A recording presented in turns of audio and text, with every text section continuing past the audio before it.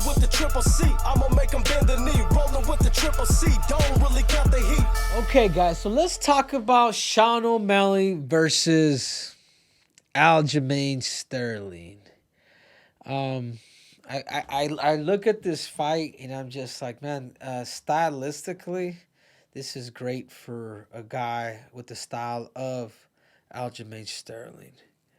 But we can't, as much as I play around about Sean O'Malley, if he does have the right game plan and if he does have the right base and he's worked on those positions, those situations with a guy like Aljamain Sterling, could he get the win? Yeah, but does he have it? That's another question. Let me tell you the strengths that Aljamain has. Aljamain's a competitor, man. Aljamain's a competitor. He knows when to pull the trigger. In our fight, he was able to win. He was able to win. He was able to win one of the rounds while still in it, particularly that first round, which showed me a lot. You know what I mean? Because not to, or after the rounds would be over, he would finish by swinging and hitting, pretty much just scoring.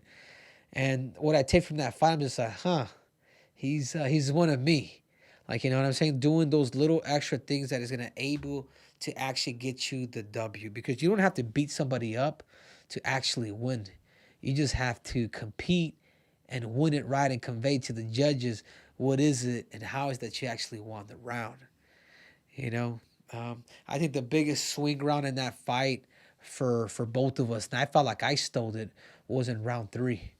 5 was mine, 2 was mine. I think the round where I felt and all 3 judges saw it that way, it was round 3. All 3 judges gave me round 3. But apparently I happened to lose round 5 to Derek Cleary, which is the most decisive round pretty much in the whole fight in between me and Aljamain Sterling. But anyhow, that being said, does Sean O'Malley have anything else besides his fakes, his feints, and punching and striking? Does he have the ability to actually does he have the ability to actually mix his fighting? Because it's pretty predictable. Does he have the ability to really defend a guy like Aljamain Sterling?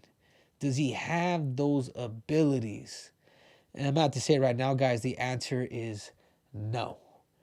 If I was to give some advice to Sean O'Malley, the fact that he's going to fight a guy like that, the only way of beating this dude is by keeping it in the center and taking risk. One thing I will say with Aljamain, he is hard to hit because his movement, it is a little bit different. It is a little bit wacky and goofy and off track, but it works for him. And if you don't have that training partner, you're really gonna have to study my fight with him, because he'll dance. It's almost like he's like on roller skates, like literally.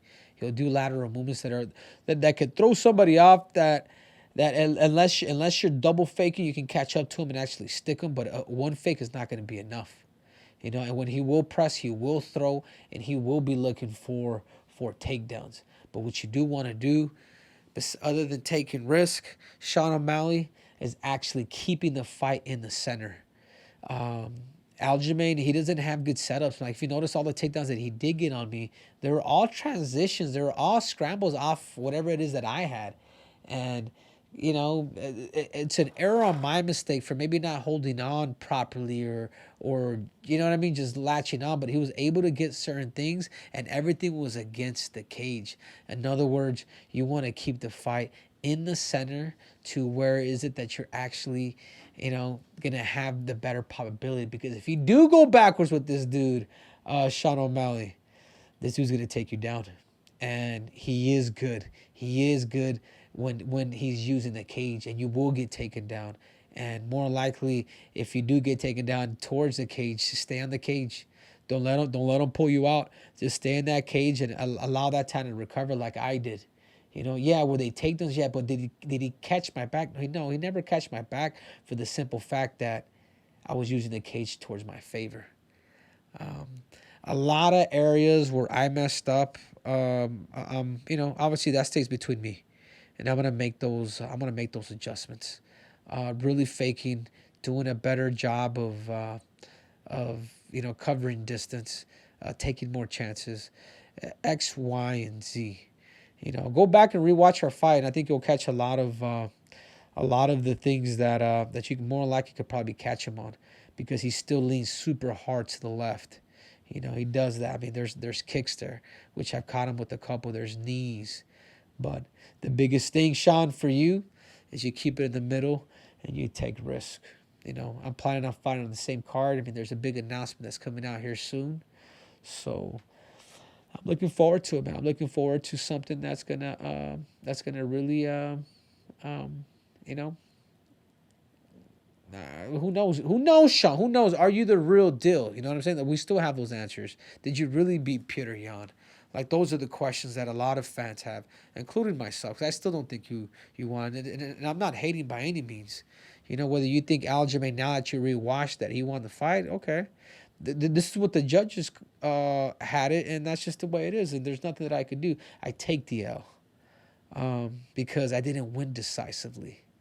And for a guy like Aljamain Sterling against a fight with Sean O'Malley, is do what you do. Do what you do. Take the distance with him right away. I think the only thing too now with Sean O'Malley is be careful with that knee up the middle. That was something that really surprised me with Sean against Peter Yan. It was that right knee that he was able to catch him with, because he's a lot taller than you. He's a lot taller than me, but he's also taller than you. And those are the things that you're going to have to really, be different with. And I would really cut the corner on him and everything that you do. So I would play more to the outside with him as you cover distance, because Sean is very linear. He doesn't have, like, he may have that lateral motion as he's going back or as he's fighting, but he doesn't know how to fight backwards, So disrupt his patterns, disrupt his movement, and I personally think you easily get the W. But what's next? What's next for Aljamain if he does win? I'm hoping to catch the winner of these dudes. I really don't care if it's Aljamain or Sean. Actually, I take that back. I would love for it to be Aljamain, and then fight Sean O'Malley, and then make some damn pay-per-view points. America's princess. But will that actually take place?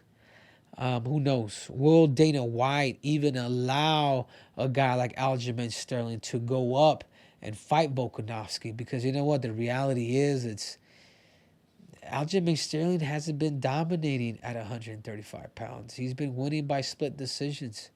I mean, he won by DQ, and then out of all of it, and he fought to do with one arm, and then he won split decisions. But either way, winning is winning, and he did do that.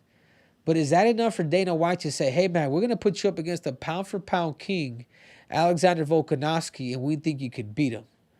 Like, I guarantee you right now, Dana nor anybody else doesn't feel like he could beat him. But will they allow him to go up? That's the question.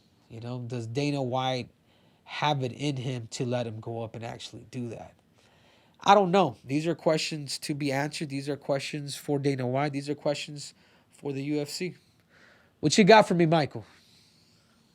Yeah, not to put you on the spot too much, but within that long diatribe, you did mention that you'll be in Boston. So you think one way or the other, whether you're on the card or you're filling in as a backup fighter, you're pretty confident you'll be in Boston when that fight goes down? Yeah, 100%. On August 19th, it's going to be the 15th year anniversary when I won the Olympics. I mean, it's a special day for me. God, I mean, I'm planning on being there. I'm planning, whether I'm fighting in that card or I'm a backup for that card, I will be there on August 19th, because anything could happen, and I'll be scouting or fighting. But on August 19th in Boston, you guys will see the Triple C.